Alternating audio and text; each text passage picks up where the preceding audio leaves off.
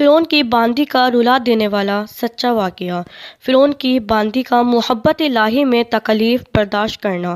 فرعون کی ایک باندی تھی، وہ موسیٰ کے رب پر ایمان لے آئی۔ فرعون کو جب پتہ چلا، اسے دربار میں بلایا تو وہ خوشی خوشی دربار میں آئی، اور کیوں نہ آتی، آج تو اس کی محبت کا امتحان کے بعد وصال محبوب کا دن تھا، تو کہا جان جائے بلا سے جائے مگر محبوب مل جائے۔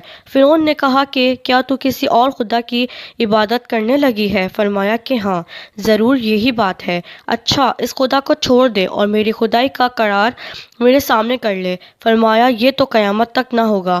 حکم دیا کہ اچھا، اس عورت کو چومیخا کرو۔ فوراً چاروں ہاتھ پیروں کو میخوں سے جکڑ کر اور بالکل بے حسن و حرکت لٹا دیا۔ پھر بہت سے سانپ اور بچھو جو اہل اللہ کے کٹوانے کے لیے موجود رہتے تھے منگوائے گئے اور اس عورت کے اوپر ڈالے گئے۔